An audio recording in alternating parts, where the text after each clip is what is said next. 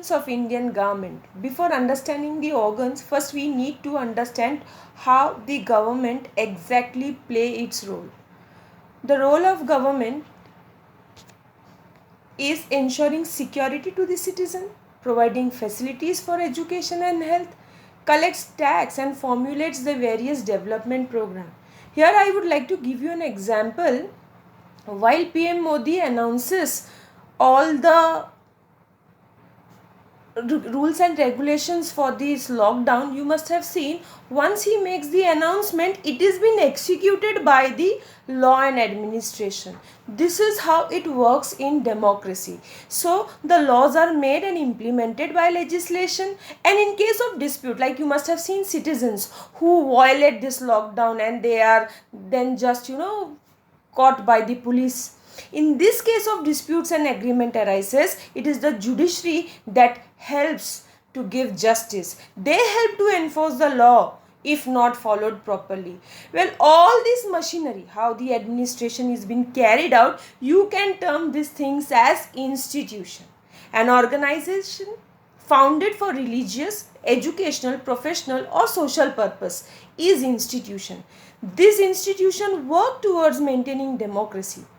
The institution work parallel to maintain the arrangement required to carry out the activities of democracy. It is these institutions which are the heart of democracy and makes the role of government very easy. So this government basically functions on the organs which are legislature, the executive, the judiciary. These are the main organs with which government executes its plan. Starting with legislature. Legislature represents the representatives directly elected by the people. Well, democracy, this holds the key to democracy where the representatives are elected directly by the people. This is the heart of democracy, which is very well quoted by Abraham Lincoln. Democracy is of the people, by the people, for the people. It is this legislature which controls the executive. They run the country. They form they form all the laws. So it is the executive. Well, coming to executive, you see, it is first the president, who is regarded as the first citizen of the country, the prime minister and the council of ministers. Here it should be noted that the prime minister and council of ministers are directly elected by the people, which is termed as general election, where the party which wins the majority forms the government.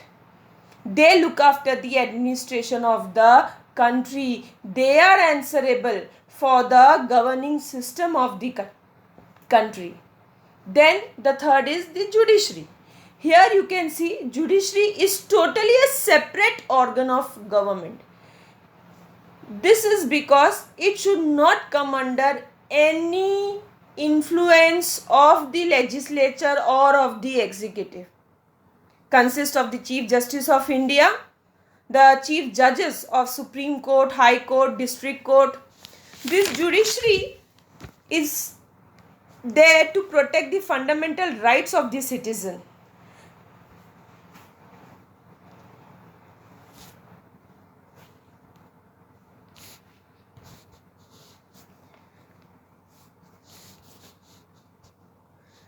In this chapter, we will exclusively discuss the legislature.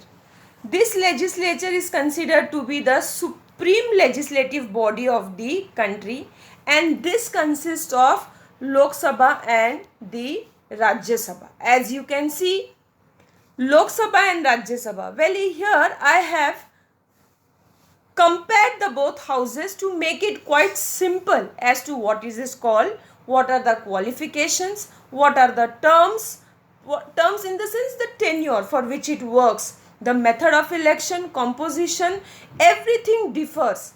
These two houses form the parliament, which is the heart of Indian democracy. As you can see, Lok Sabha, also known as the lower house or the house of the people, where the main reason to call as the house of people is the people of India, the registered voters of India, directly elect their representatives. People vote for their representatives. Elected representatives represent their constituent in Lok Sabha, hence known as the House of the People. Another name is the Popular House. Coming to Rajya Sabha, it is the upper house, the council of the state. The reason is members are not directly elected. The elected members of the state, nominated members by president, they are there for Rajya Sabha. Hence it is known as the council of state. Looking into qualification, there are some basic same qualification required for both the houses. The candidate should be the citizen of India, should have completed minimum 25 years of age, that is for Lok Sabha, and well, on the other side if you can see, for Rajya Sabha it is minimum 30 years of age. The other qualification, should not hold any office of profit. Well, here I would make it clear that once they run for the conquest of this election, they cannot hold any office of profit. I mean, that is government offices. They have to leave their job and then contest for this election. Should be a registered voter. The last is, should not be of unsound mind, insolvent and proclaimed offender. Unsound mind, it is very clear, should not be insane. Insolvent means should not be bankrupt. Proclaimed offender, should not be a criminal or have a criminal background as such. So as you can compare, the qualifications are almost same. It is only the age that differs. For Lok Sabha it is 25 and for Rajya Sabha it is 30 years of age. Coming to tenure, as Lok Sabha is the House of People, the minimum tenure for Lok Sabha is 5 years. Well, here there are two positions or two situations. Can be dissolved before the expiry of term if the Prime Minister and the Council of Ministers loses their confidence. That is, the House passes a vote of no confidence against the Prime Minister. In that case, they have to resign. Also, if the Prime Minister resigns, the entire Council of Ministers resign, because the resignation of the Prime Minister amounts to the resignation of the entire Council of Ministers. It can be extended only during the term of emergency. This emergency can be an external aggression or some internal breakdown of machinery, can be extended for 1 year. Whereas you can see Rajya Sabha, the different feature is Rajya Sabha cannot be dissolved. Also considered as the permanent house of the parliament. Here members retire by rotation. 1/3 of the member retire after every 2 years. So you can see it is a permanent house. Hence Rajya Sabha is termed as the permanent house which can be never be dissolved. Method of election. Lok Sabha enjoys the power as the representatives are directly elected by the people through universal adult franchise. That means people who are of 18 years of age have to register themselves as a voter for their country, irrespective of their caste, creed or sex. These people who are above 18 years of age, they cast their vote for the general elections held in the country, state, local level. Whereas if you see for Rajya Sabha, members are not directly elected but indirectly. Here there are two categories, to be precise. Elected members, that is the members who are elected for legislature, both country, union as well as the state. Out of these members, 238 members are elected from 29 states and 7 union territories. And nominated member, that is nominated by the President of India. Well, while we discuss the nomination by President, we will highlight that how many members are nominated by the President of India. But as you can see, none of the members are directly elected. The main part, that is the composition. Strength wise, it is Lok Sabha which has got double the member of Rajya Sabha. Total members of Lok Sabha is 552, out of which 530 members are from different states who are elected through direct election. You must have seen last year we had this election. It is also known as general election. 20 members from union territories, 2 members from Anglo-Indian community nominated by the president if not properly elected. In case of Rajya Sabha, it is total 250 members, of which 238 elected members represents from the state and union territories. Here you can note down, it is the 12 members nominated by the president from the different fields of literature, science, social service. Sachin Tendulkar being an MP, Jaya Bachchan being an MP of Rajya Sabha, people from different walks of life are nominated in Rajya Sabha. So, the next point is clearly taken care of. If you can see in Lok Sabha, it is 2 members from Anglo-Indian community nominated by President against 12 members by the President from different fields from literature, science in Rajya Sabha. One thing should be noted, it is the President who consults the Prime Minister while making these nominations. As we move forward, who presides the office of Lok Sabha and Rajya Sabha? Technically speaking, who takes care of the conducting business or conducting the meetings of Lok Sabha and Rajya Sabha?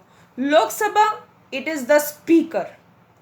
All the members who are elected to Lok Sabha out of the party, majority party, who is gained the majority in the election and form their government, amongst them they select any one member and appoint them as the speaker. Well, the speaker has got a major role to play in Lok Sabha. It is he or she who conducts the proceeding of the house, presides over the sessions of the parliament, conducts the business of the house, decides whether the bill is a money bill or an ordinary bill. If you happen to see the channel Lok Sabha, you can very well see how they allot time to the different MPs to speak, and when they misbehave or they argue or they put different kinds of things which are not to be taken in the parliament, she or he definitely makes them sit or makes them out of the parliament. In case of Rajya Sabha, it is the Vice President of India who is the ex officio chairman. Well, one thing should be noted, in absence of the speaker, it is the deputy speaker who presides over the meeting. This is very important. In case the speaker is not around, it is the deputy speaker who presides over the meeting. For vice president, it is the chairman. Coming to the common function, well, both houses have some common function, that is they elect the president and the vice president, the judges of Supreme Court, also the impeachment against the president, vice president and the judges. Here I would like to highlight on the word impeachment. President or the vice president or judges cannot be removed. While removing them from the office, that requires to be initiated in either of the house. Only in that case, with proper investigation, the president and the vice president can be removed. That procedure of the removal is known as impeachment. That is being carried out by both the house, initiated by one house, but simultaneously with proper investigation and with a 14 days notice, passing with 2/3 of majority, the matter is put to test. Now, the powers of Union Parliament. I have segregated it in legislative power, financial power, control over the executive, judicial function. Well, legislative powers means power to make law. Here the parliament can make law on 97 subjects. Union list, which is written in brackets, Union list is, if I highlight, union list includes matters of defense, foreign currency, foreign affairs, and important subjects like that. Then 47 subjects of concurrent list. Well, concurrent list means subjects where center as well as state is empowered to make law. So you can see both parliament and state can make law, but the ultimate power is with the parliament when you compare it with the law of state legislature. The final wording, or I should say the final part, remains with the parliament on making any law. So it is the parliament that can make law on any subject, because it is the highest law making body of the country that ultimately settle down the argument, well, who can make the law in the country. In absence of parliament, if parliament is not in session, the president may issue an ordinance. An ordinance is a immediate order that is been made in case of absence of parliament. However, in that case, if the president has to make the parliament in session, and he can revoke within 6 weeks. Here, financial power, the Lok Sabha has got an upper hand compared to the Rajya Sabha. It is the money bill that can be only originated in Lok Sabha. Lok Sabha controls the national finance, as it has power to pass the budget of the country. It is the budget of country which is for the first time presented in the Lok Sabha. Rajya Sabha cannot reject the budget. It can suggest changes. It can delay it for some time, giving its suggestions. However, it is not mandatory for Lok Sabha to accept it. This financial power which makes Lok Sabha different from Rajya Sabha. Control over the executive. Here, with the executive, we mean the Prime Minister and the Council of Ministers, who are collectively responsible to the Lok Sabha. Collectively responsible to the Lok Sabha, that means if Prime Minister resigns, the entire Council of Ministers has to resign. Prime Minister is responsible for any of the action of his minister. They remain in the office till they enjoy the confidence of Lok Sabha. In case the vote of no confidence is passed against the Prime Minister, they resign. So the Lok Sabha gets dissolved. So here the term collective responsibility is very important. It is this Prime Minister and Council of Ministers who run this machinery. As it is said, the Prime Minister is the real head of the country. He is the leader of the majority party which wins the election. He is the real head of the legislature.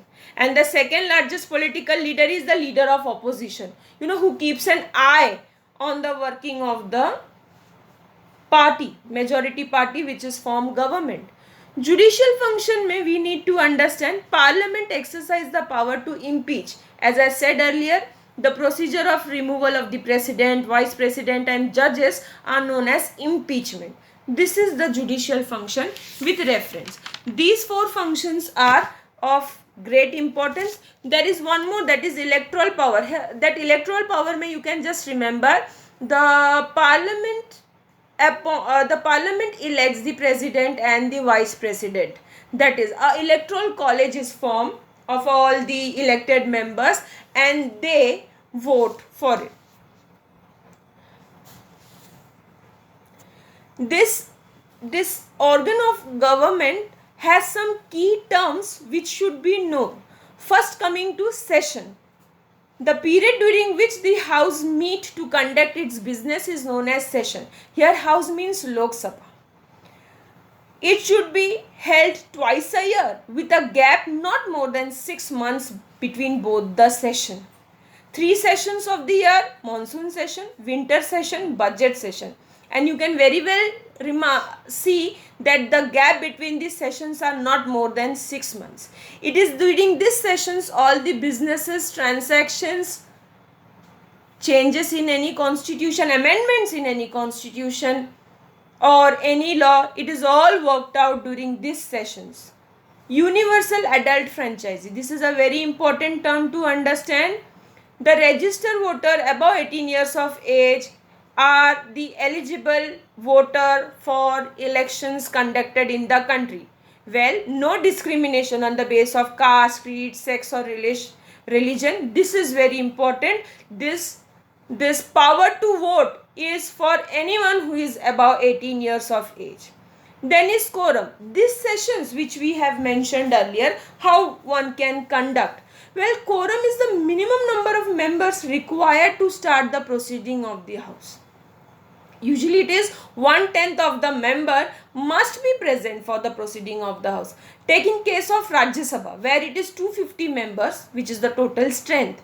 Well, if 1/10 of 250, that means minimum 25 members should be present to start the proceeding of the house. This is quorum. This universal adult franchisee, this quorum, sessions, these are one sentence or some key terms which students should know. Lastly, we speak about the disciplinary function of the speaker. I made it just out of the functions because these are some important functions which need to be understood. Maintain the order in the house. Here order means discipline. In case of disorder, misconduct may suspend the member of house. It is many times seen while argumenting, while some disagreement takes place, members just lose their control. Where in that case, to maintain the decorum, to maintain the dignity of the house, it is the duty, it is the responsibility of the speaker. Adjourn the house. Many cases they adjourn the house for some time so that things can be thought over. Speaker can disqualify a member under the anti-defection law. Thank you.